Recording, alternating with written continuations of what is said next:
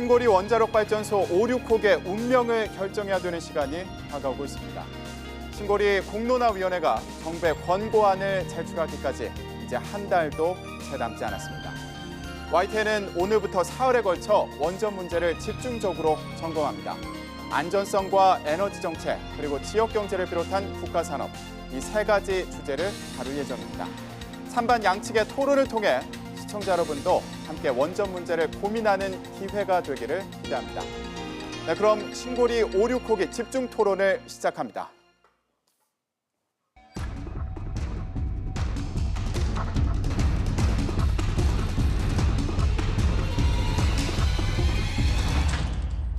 신규 원전 건설 계획은 전면 백지화하겠습니다.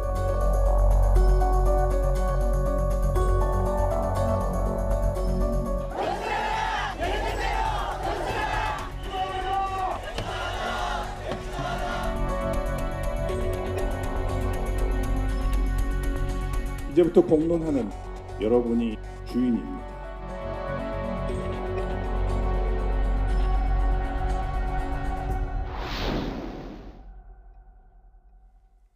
네, 오늘 진행할 첫 번째 순서는 원전의 안전성입니다. 신고리 원전 5, 6호기 건설 찬성 측에서 한국과학기술원의 정용훈 교수, 건설 반대 측에서 환경운동연합의 양희원영 처장 나오셨습니다. 두 분 안녕하십니까? 네, 안녕하세요. 안녕하십니까? 네, 그럼 오늘 토론의 쟁점을 먼저 정리해 보겠습니다.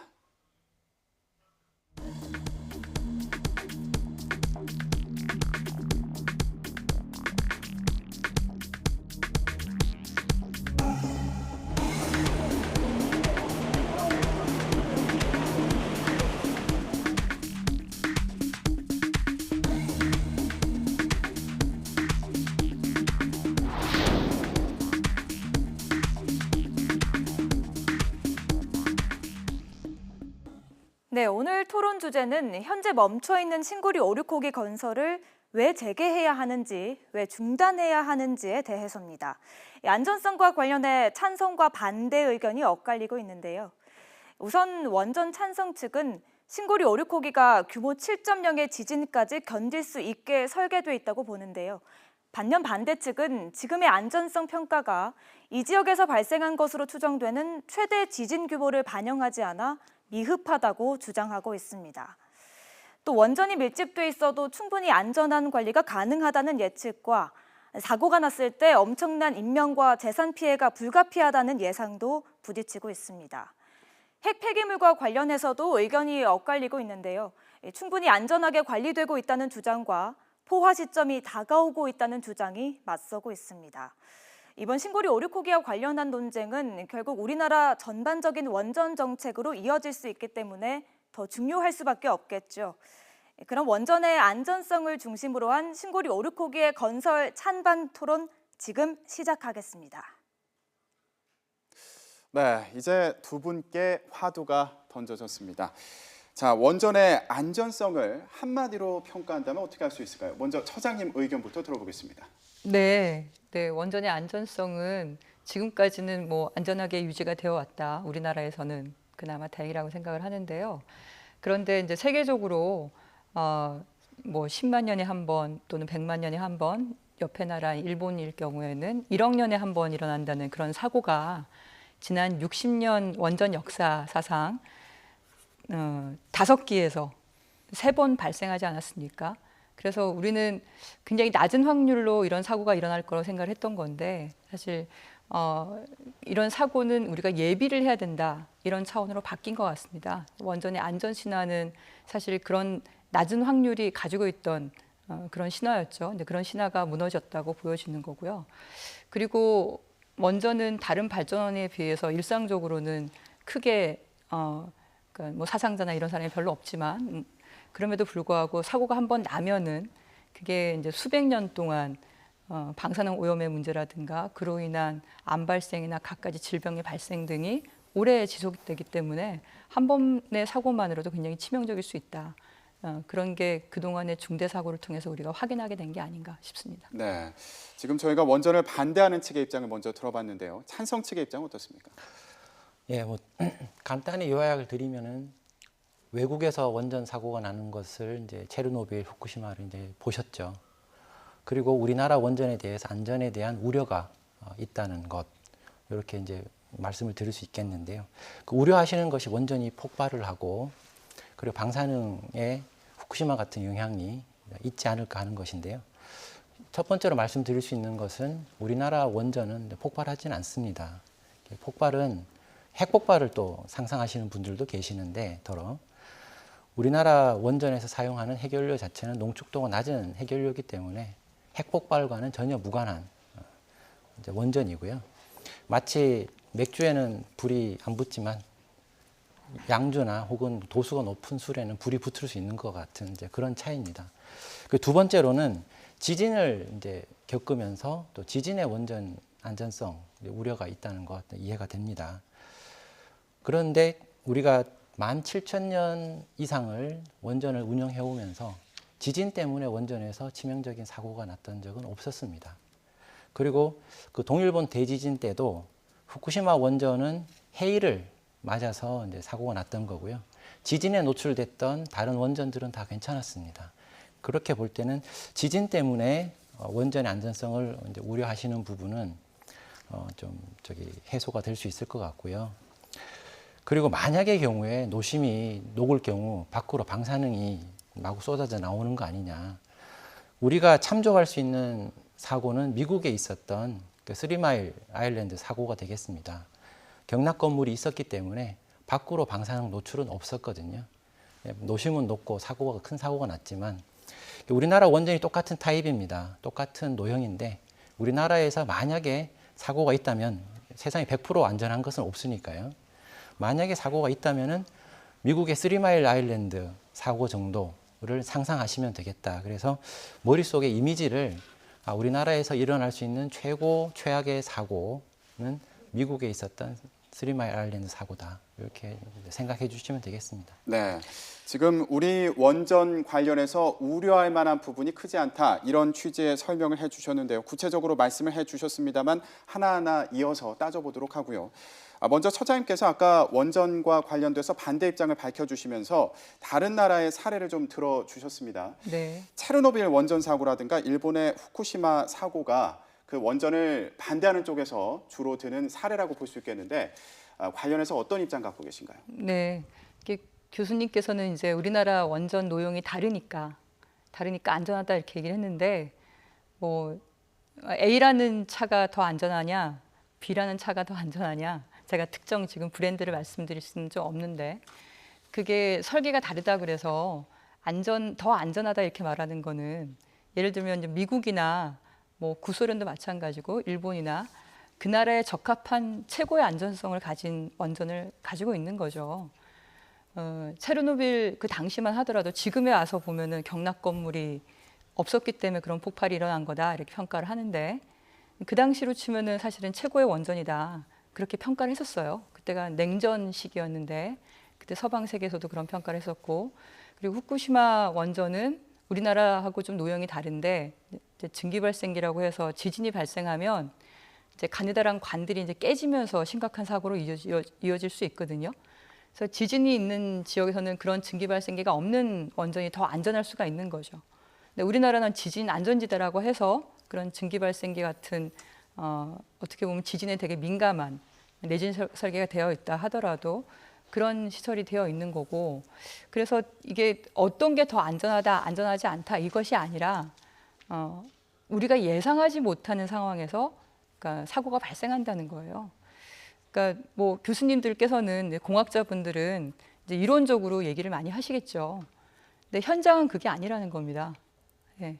현장에 정말 설계 자체도 완벽한 100% 안전한 설계가 있기는 어렵겠죠. 왜냐하면 경제성을 따져야 되는 거니까.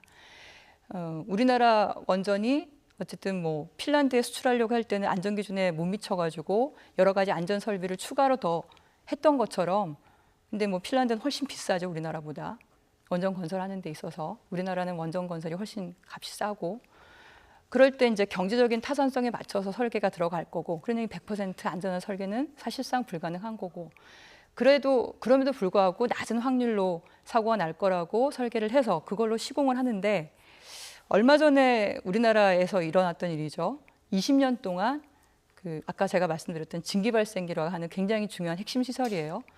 그 안에 망치가 들어있는 거를 확인을 했습니다. 20년 동안 거기에 박혀 있었던 거예요. 만약 걔가 돌아다녀서 그걸 깨트렸으면 굉장히 큰 사고가 일어났을 텐데, 근데 그것뿐만 아니라 이제 체르노빌 원전 사고 이후로 안에서 폭발이 일어난다 하더라도 그걸 막아줄 수 있다고 경납 고무를 1.2m짜리를 만들었잖아요. 철근을 빽빽하게 넣어서. 근데 그게 시공불량으로 한 20cm가 구멍이 나 있었는 거예요.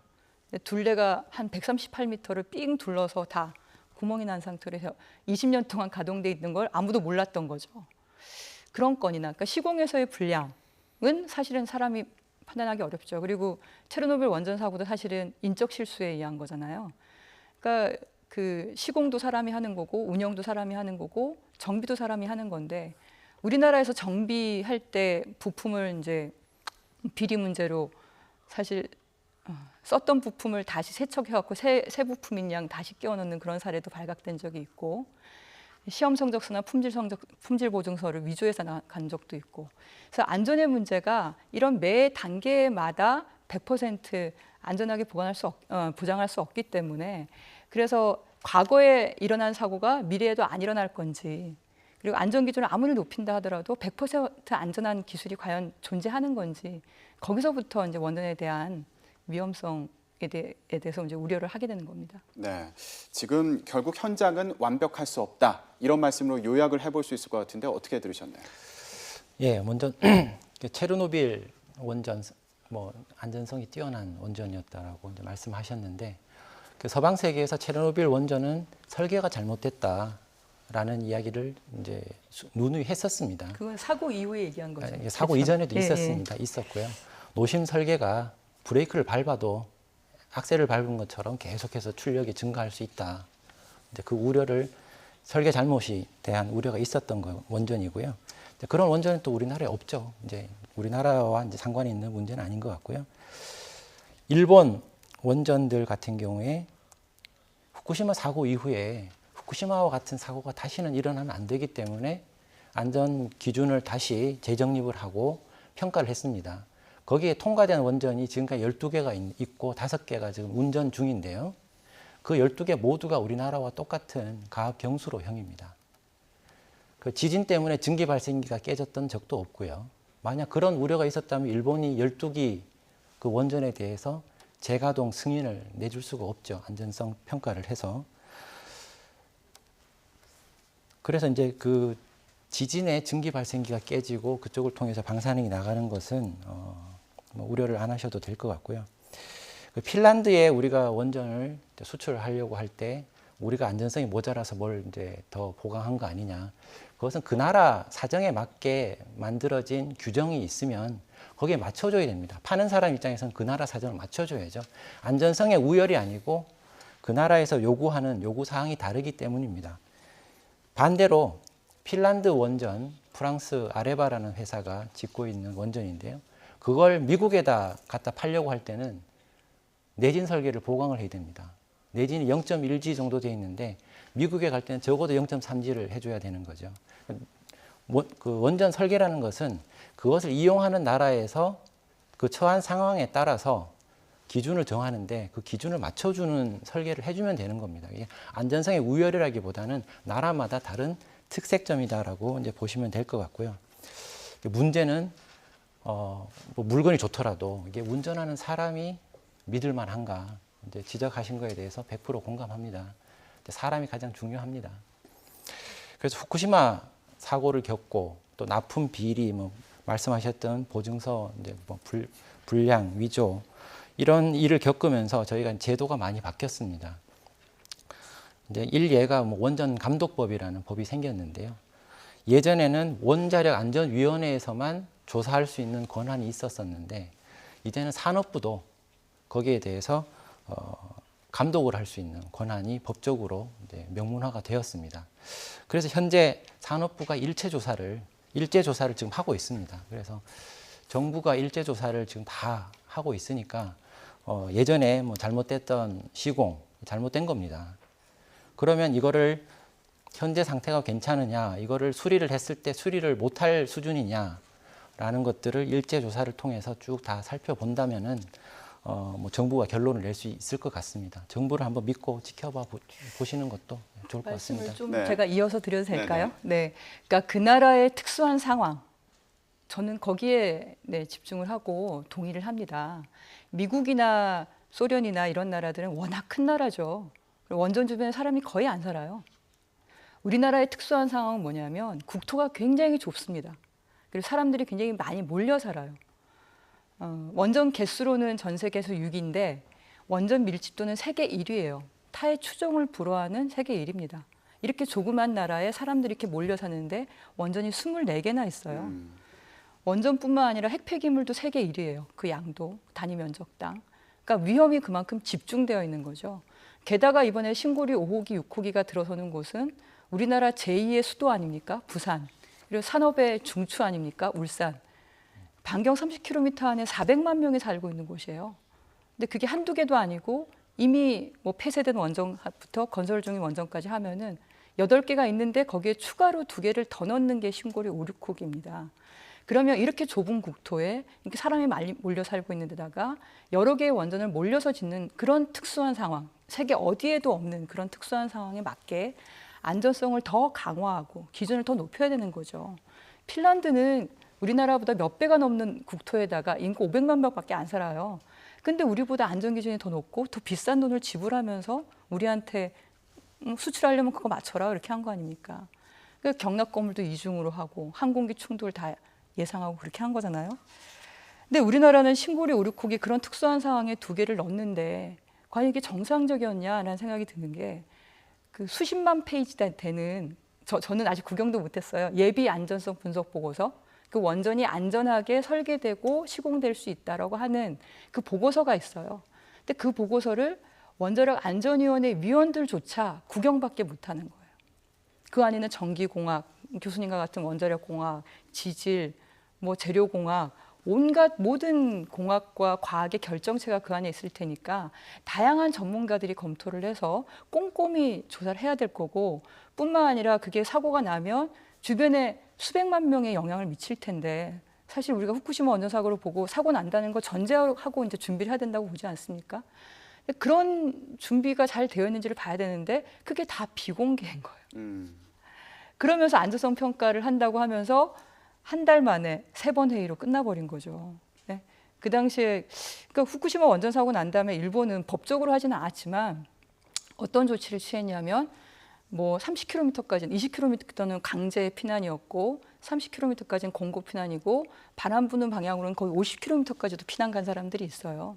그래서 30km 안에 있는 모든 지자체와 지방의회의 동의를 받도록 했어요. 재가동을 하려면. 그 5개가 그렇게 해서 재가동한 거잖아요. 안전기준도 보면은 2개 원전에 2조 원이 넘는 돈을 들여서 설계를 훨씬 더 상향 조정을 했어요. 근데 우리나라 후쿠시마 원전 사고 이후에 23개에 1조 2천억 들어갔죠. 그래서 어떤 교수님들이 그러잖아요. 도대체 어떤 설계 변경을 통해서 안전성을 강화했냐. 그러니까 이런 지역 주민들한테 전혀 그러니까 의견을 물어보지 않은 것뿐만이 아니라 공개조차 하지 않고 원자력 안전위원회조차도 그걸 제대로 보지 못하는 그런 상태에서 어떻게 보면 저희가 흔히 쓰는 날치기로 간 거 아니냐. 네.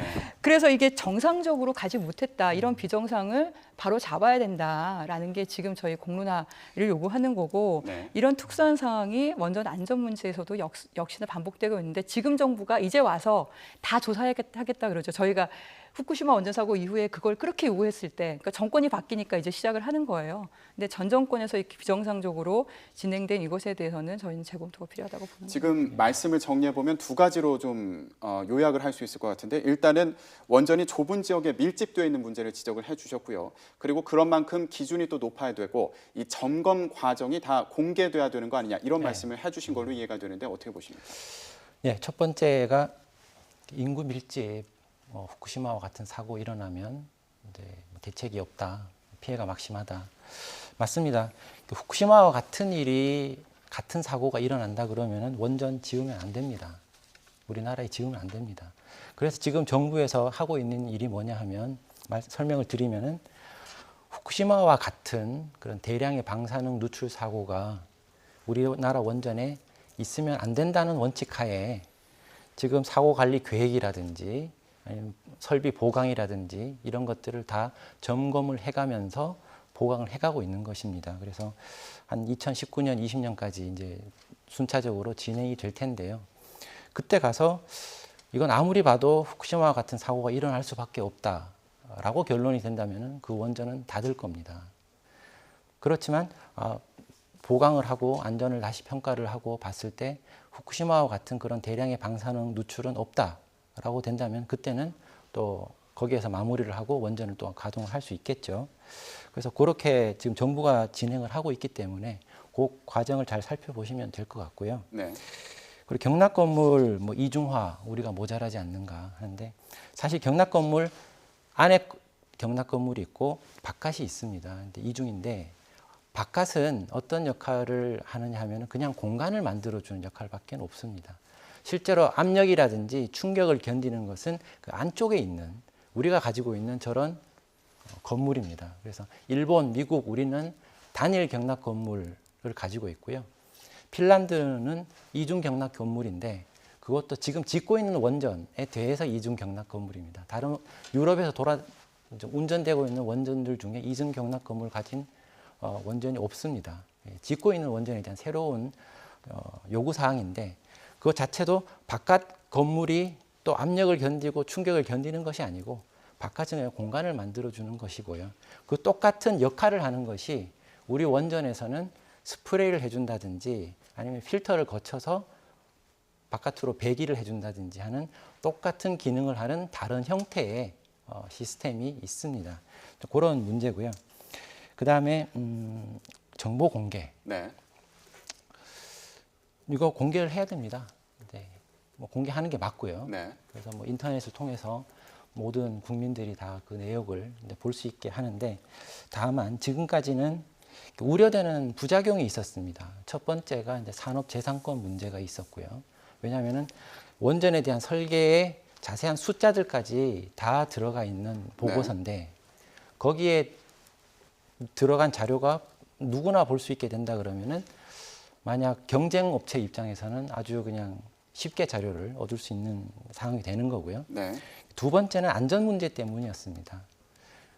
테러리스트 입장에서도 이거는 굉장히 가치가 있는 문서거든요. 그래서 그런 측면에서 부작용을 최소화할 수 있는 범위에서 국민들의 만족을 최대화할 수 있는 그런 좀 현명한 방안을 찾는다면 가능하다고 네, 봅니다. 알겠습니다. 거기서 이제 말씀을 좀만 더 드릴 게 미국에는 아담스라는 프로그램이 있더라고요. 미국의 핵규제위원회는 아담스라는 아카이브를 운영을 하면서 거기에 태평양 건너에 저도 원전 안전 아까 제가 말했던 그런 안전 분석 보고서가 다 올라가 있는 거예요. 물론 말씀하신 그런 특허에 대한 건 가림 처리가 돼서 네. 근데 우리는 일체양 공개가 안 되는 거거든요. 사실 저희는 소비자입니다. 그 원전 전기를 쓰는 소비자고 원전이 사고가 나면 그 피해를 입는 소비자인데 우리가 집 살 때 부동산 중개업자 말만 믿고 사지는 않잖아요. 매물을 보죠. 네. 이 원전이 진짜 안전하다고 아무리 전문가가 얘기하더라도 그게 아니라 진짜 안전한지를 실체를 봐야 되는 거예요. 근데 그거는 비공개로 하고 가는 게 이렇게 해서 건설화가 된 거는 분명히 문제가 있다. 그리고 네. 조금만 더 말씀을 드리면 아까 공개해야죠. 스프레이 뿌리고 배기하면 된다고 말씀하셨는데 원전 해결료가 녹아내려갖고 폭발까지 일어나는 물론 내부 폭발일 수도 있겠지만 그런 사고가 발생했다는 거는 결국은 냉각이 안 된다는 얘기고 냉각이 안 된다는 얘기는 물 공급과 전기 공급이 안 된다는 얘기잖아요.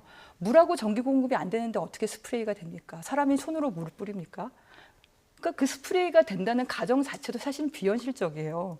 게다가 배기를 해서 내보낸다고 얘기하시는데 배기하게 되면 근데 2%의 방사성 물질은 그냥 그 여과되지 않고 다 나갈 수밖에 없는 거잖아요. 그 얘기는 원전을 이렇게 지키기 위해서 주변의 방사능 오염을 어쩔 수 없이 허용하는 그런 조치잖아요. 네. 그리고 바깥에 경락 건물 여유 둔다고 하셨는데 이제 유럽 같은 경우는 사실 9.11 테러 비행기가 부딪힌 것 때문에 그렇게 들어간 거거든요. 근데 그런 확률도 굉장히 낮긴 한데 근데 이 평가도 굉장히 참 저희 같은 일반인들이 보기에는 좀 당황스러운 게 비행기가 부딪히는데 연료는 폭발 안 한다고 가정을 해가지고 그렇게 해서 1.2m짜리가 그나마 20cm는 남는다. 네, 이렇게 알겠습니다. 평가를 한 거예요. 네, 지금 여러 가지 가정의 네. 그런 문제점에 대해서 지적을 해주셨는데요.